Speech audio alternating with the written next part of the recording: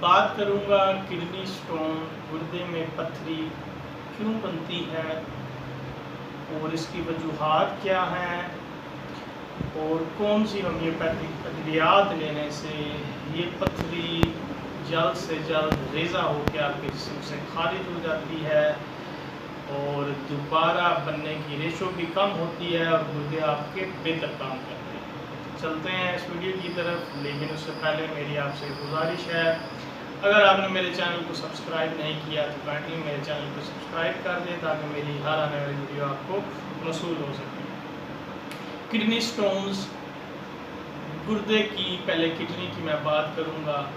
اللہ تعالیٰ نے انسان کو 2 کڈنیز جوڑی عطا کی ہے۔ بہت کم اس طرح کے لوگ ہوتے ہیں جن کو نیچرلی قدرتی طور پر صرف ان کا ایک گردہ یعنی ایک کڈنی ہوتی ہے، لیکن جتنے بھی باقی انسان، مرد، خواتین، بچے سب ہیں، اللہ تعالیٰ نے ان کو 2 جوڑی کڈنیز یعنی گردے عطا کیے ہوتے ہیں۔ کچھ لوگ جن کو گردے کی پتھری بنتی ہے رائٹ سائڈ میں، کچھ کو لیفٹ سائڈ میں، اور کچھ لوگ جن کو دونوں اطراف میں یعنی رائٹ سائڈ اور لیفٹ سائڈ دونوں سائڈ پہ پتھریاں ہوتی ہیں اور باقاعدگی سے بنتی بھی رہتی ہیں اور نکلتی بھی رہتی ہیں۔ اس سے پہلے میں آپ کو تھوڑی سی فنکشن یعنی کڈنی کا سمجھاؤں گا اور بتاؤں گا۔ کڈنیز جو گردے کڈنی ہوتی ہیں، یہ ان کی سٹرکچر کی فعالیاتی جو اکائی ہے وہ نیفرون ہوتی ہے۔ اب نیفرون کا کیا کام ہوتا ہے؟ خون کو فلٹر کرنا، اور سینکڑوں ہزاروں کی تعداد میں یہ نیفرون ہوتے ہیں اور آپ کا ایک گردہ کڈنی کمپلیٹ ہوتا ہے۔ اب جب آپ کی کڈنیز گردے صحیح طرح سے فلٹریشن نہیں کر رہے ہوتے، ان میں سے ٹاکسن مٹیریل نہیں نکال رہے ہوتے یورین کے ذریعے، پیشاب کے ذریعے، یا نیفرون جو ہوتے ہیں ان کے اندر سے صحیح طرح سے ذرات، زہریلے مادے نہیں نکل رہے ہوتے اور وہ جمع ہونا شروع ہو جاتے ہیں، تو وہ پتھری کی شکل یعنی سٹون کی شکل اختیار کر لیتے ہیں۔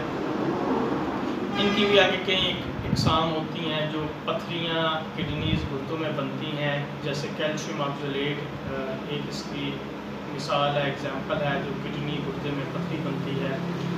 اس کے بعد یورک ایسڈ کی بھی جو ہے پتھری بن سکتی ہے۔ یہ پتھری تھوڑی مشکل سے نکلتی ہے اور یہ تھوڑا وقت بھی طلب کرتی ہے۔ اس کے علاوہ کئی نوکدار پتھریاں ہوتی ہیں، کیونکہ ہماری جو گردے کی نالی ہوتی ہے وہ تقریباً 2 mm یعنی 2 ملی میٹر کی ہوتی ہے، اور کڈنی سٹونز 3-4 mm سے لے کے 6 mm، 7، 8، 9، 10، 12، 16، 28 اور 22 mm کی بھی پتھری بن سکتی ہے۔ کچھ پتھریاں درد نہیں کرتی، لیکن کچھ پتھریاں جو ہے وہ انتہائی زیادہ تکلیف دہ اور درد کرتی ہیں۔ اسی طرح جب پتھری ہوتی ہے وہ موومنٹ کرتی ہے، حرکت کرتی ہے، تو انتہائی زیادہ شدید تکلیف اور درد ہوتی ہے۔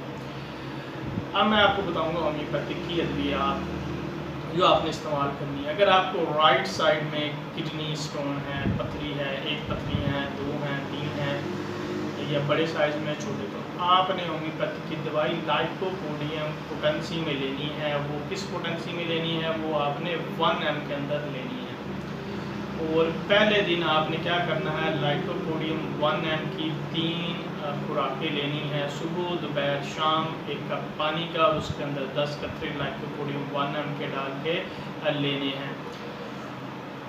اسی طرح اگر آپ کے بائیں سائڈ پہ یعنی گردے کی لیفٹ سائڈ پہ پتھری ہے، تو پھر ہومیوپیتھک کی انتہائی زیادہ گردوں کے نام سے مشہور دوا پربیرس ولگیرس آپ نے لینی ہے، لیفٹ سائڈ پہ ہے، لیکن آپ نے یہ بھی پوٹنسی میں لینی ہے، اور کس میں لینی ہے؟ 1 m کے اندر لینی ہے، اور اس کو بھی آپ نے پہلے دن اس کی 3 ڈوزز لینی ہے، صبح، دوپہر، شام، 1 کپ پانی اور 10 قطرے ڈالنے ہیں۔ نیکسٹ ڈے یعنی اگلے دن سے آپ نے یہی ادویات، اگر رائٹ سائڈ پہ ہے تو لائکوپوڈیم آپ نے 30 میں سٹارٹ کر لینی ہے، اور اگر لیفٹ سائڈ پہ ہے تو پھر آپ نے پربیرس ولگیرس 30 میں اس کو سٹارٹ کر لینا ہے۔ یہ بھی آپ نے دن میں 3 بار لیا کرنی ہے، اور ریگولر 1 سے 2 ہفتے اس کو آپ نے استعمال